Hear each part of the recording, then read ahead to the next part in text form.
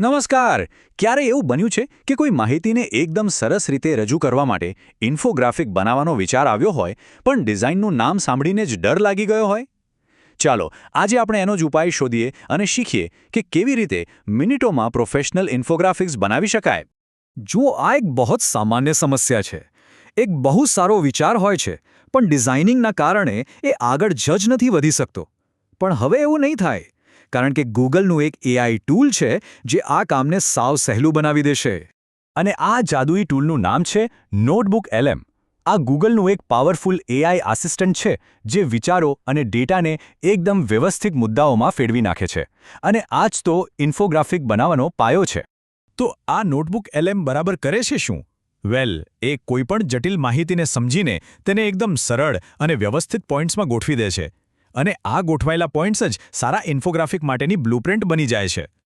ચાલો, હવે સીધા જ કામ પર લાગી જઈએ. આપણે ફક્ત માત્ર પાંચ સરળ સ્ટેપ્સમાં શીખીશું કે કેવી રીતે એક પ્રોફેશનલ ઇન્ફોગ્રાફિક તૈયાર કરી શકાય.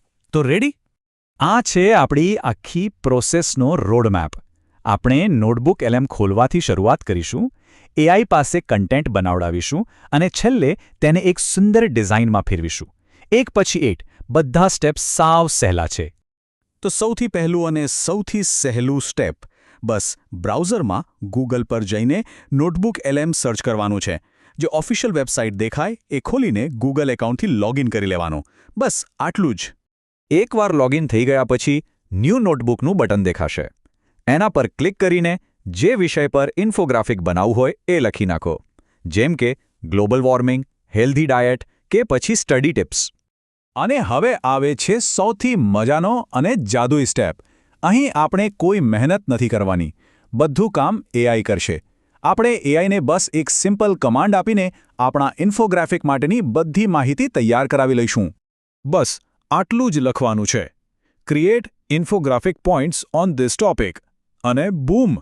આ કમાન્ડ આપતાની સાથે જ એઆઈ આપેલા વિષય પરના મુખ્ય હેડિંગ અને તેના પોઈન્ટ્સનું એક રેડીમેડ માળખું બનાવી આપશે. એઆઈએ જે પોઈન્ટ્સ તૈયાર કર્યા છે ને, તેને બસ સિલેક્ટ કરીને કોપી કરી લેવાના. લો, આપણું કન્ટેન્ટ તો રેડી થઈ ગયું અને હવે આપણે તેને ડિઝાઇનમાં ફેરવવા માટે આગળ વધી શકીએ છીએ. છે ને એકદમ સરળ? અને હવે છેલ્લું સ્ટેપ, આ મુદ્દાઓને એક સુંદર વિઝ્યુઅલ રૂપ આપવાનું. આના માટે આપણે કેનવા જેવા ફ્રી ડિઝાઇન ટૂલનો ઉપયોગ કરીશું. અને ચિંતા ન કરતા, જો કેનવા પહેલાં ના વાપર્યું હોય તો પણ એ વાપરવામાં સાવ સહેલું છે. કેનવા ખોલીને ઇન્ફોગ્રાફિક સર્ચ કરો. હજારો તૈયાર ટેમ્પલેટ્સની લાઈન લાગી જશે. કોઈપણ એક પસંદ કરો અને પછી જે મુદ્દાઓ આપણે કોપી કર્યા હતા તેને ત્યાં પેસ્ટ કરી દો. થોડા આઇકોન્સ, મનગમતા કલર્સ અને સારા હેડિંગ્સ ઉમેરો અને બસ પ્રોફેશનલ ઇન્ફોગ્રાફિક તૈયાર છે.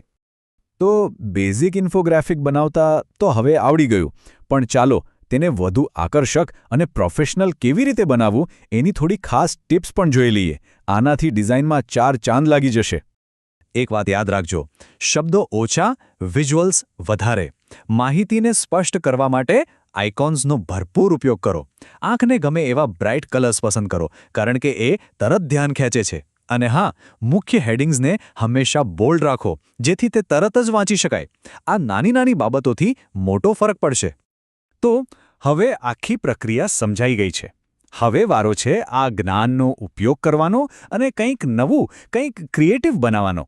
આ સાધન ખરેખર સર્જનાત્મકતાને નવી પાંખો આપશે. અને આ બધું કરવામાં સમય કેટલો લાગશે? કદાચ વિશ્વાસ નહીં થાય, પણ માત્ર 5 મિનિટમાં. હા, 5 જ મિનિટમાં એક આખું ઇન્ફોગ્રાફિક બનીને તૈયાર થઈ શકે છે.